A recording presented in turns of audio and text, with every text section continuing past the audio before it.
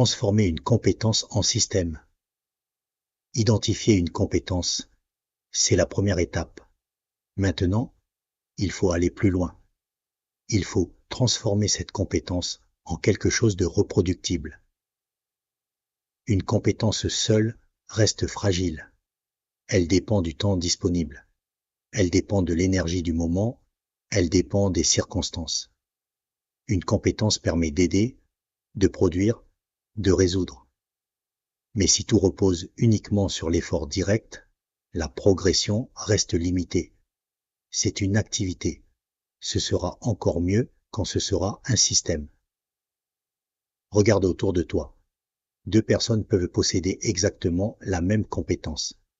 L'une reste dans l'exécution, l'autre organise un système autour de cette compétence.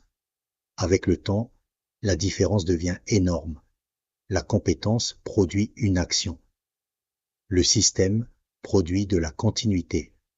C'est quelque chose que j'ai observé très concrètement dans ma vie professionnelle. Lorsque je travaillais dans des fonctions administratives et de gestion, avec des responsabilités sur les budgets, la logistique et l'organisation, les structures les plus efficaces étaient toujours celles qui avaient systématisé leurs procédures.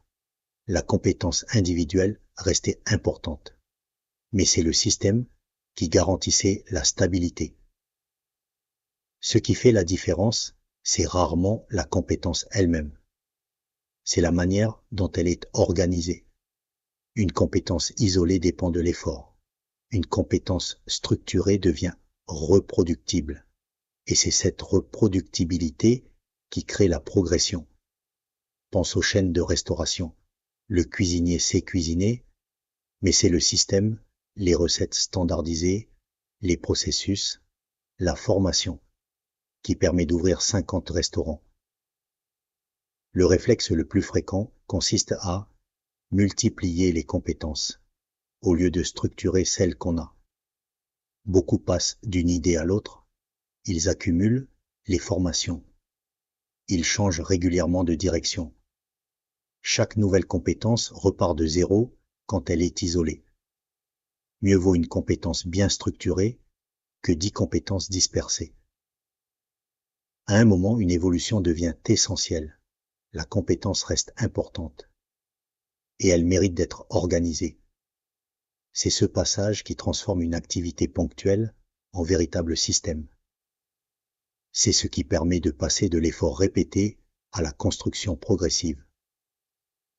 Un système simple repose généralement sur 3 éléments. Une compétence claire. Ce que tu sais faire, défini avec précision. Une manière de la transmettre ou de l'utiliser. Un guide, une méthode, un service structuré. Une organisation qui permet de la reproduire. Un processus répétable, améliorable dans le temps.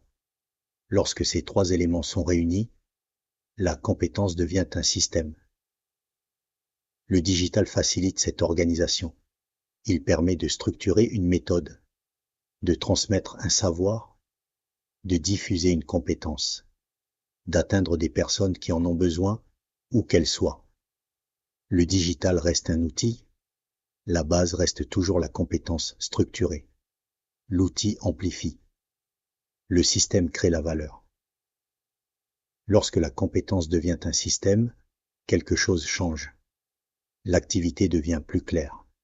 La progression devient plus stable. Les résultats deviennent reproductibles. C'est une étape décisive dans la construction d'une autonomie durable.